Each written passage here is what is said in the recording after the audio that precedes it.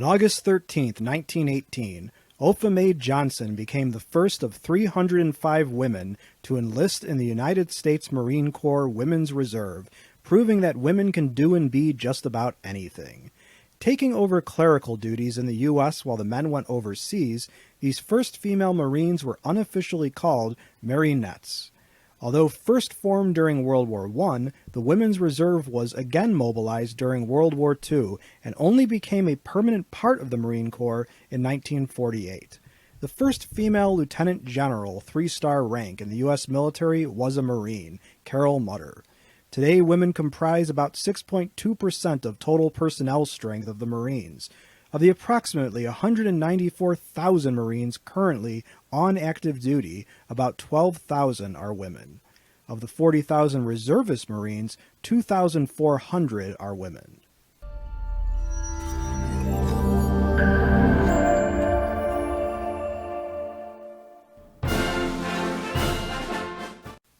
A slang term for a Marine is leatherneck, for the uniforms worn in the past. Marines are also sometimes called devil dogs, the name stunned German troops gave them during World War I. During World War II, Marines suffered losses of 87,000. With just under 500,000 troops fighting, they suffered much higher casualties than the other American service branches. The U.S. Marine Corps is arguably the elite fighting branch of the United States military and is comprised of some of the smartest, toughest, and best-looking troops the country has to offer. It must be noted that the author of the article this video is based on is a retired Marine. With the highest tooth-to-tail ratio of any service, highest percentage of combat versus support troops, and the lowest percentage of officers, the Marine Corps is always right at the cutting edge of the scene of conflict, positioned at the ready on deployed amphibious ships and able to implement force long before the Army can get people and equipment to the scene. Each individual Marine costs the government about $20,000 less than an individual soldier, sailor, or airman. At only 6% of the U.S. defense budget, the Marine Corps is a terrific bargain.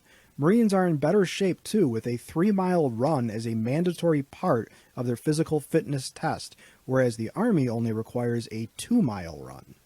Marines must also qualify annually with the M16A2 or M16A4 rifle or the M4 carbine, firing 50 rounds at distances of 200, 300, and 500 yards. 200 yards in the standing position and 500 yards in the prone position is an awful long shot with regular iron sights, i.e. with no scope. By contrast, the Army rifle qualification is only 40 rounds at 50 to 300 meters. Note, in 2019, the Marine Corps revamped its rifle qualification to include starting at the 500-yard line and moving forward to the 100-yard line, incorporating a more combat-realistic course of qualification.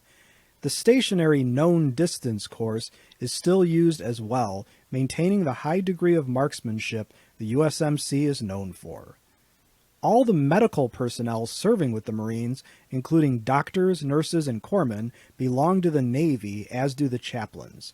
Contrary to popular belief, the Marine Corps is not part of the Navy or run by the Navy. Both the Navy and Marine Corps, however, are co-equal by law branches of the Department of the Navy under the Department of Defense. The Marine Corps is a naval service. To all of our women and men Marines, retired Marines and former Marines, thank you for your service and Semper Fi. To everyone else, sleep easy tonight knowing the Marines are on the job. As a question for my students and subscribers, do you have any family members who served as a Marine? Please let us know in the comments section below this video.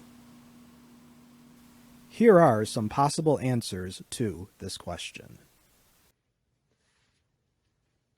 Hi everyone, it's Brian from Your Paranormal. Hey, I wanted to come here and first off say thank you for watching the video, and I wanted to give my 2 cents on the question. No, I don't have any family members that served in the Marines, but I grew up in a military household.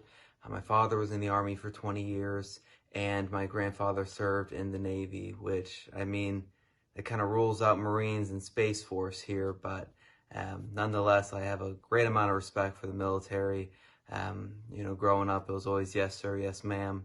And of course, I want to say thank you for everyone who served in the military. And in particular for this video, thank you so much for the women fighting to protect our freedoms. So thank you so much. Hello, my name is Sean Gilmore, and I'm a paranormal investigator, and I have a podcast called Into the Abyss Podcast on the RU Media Network. I'm always happy to answer any questions that may come my way, especially those that come from history and headlines. And as far as women and the Marines, I'll tell you what, there have been a lot of very strong women in our armed forces for these United States since the beginning of our great country. I think that it's awesome that History and Headlines is writing this article and commemorating all of those hard-working women. Me personally, I haven't had any women in my family who are in the Marines, but my dad was a scuba diver in the Navy. So I understand the hard work and the commitment that it comes from not only those who are enlisted, but from the family members. So my hat's off to you, and many thanks to everybody who has served and everybody who has family who has served. God bless, and thank you again.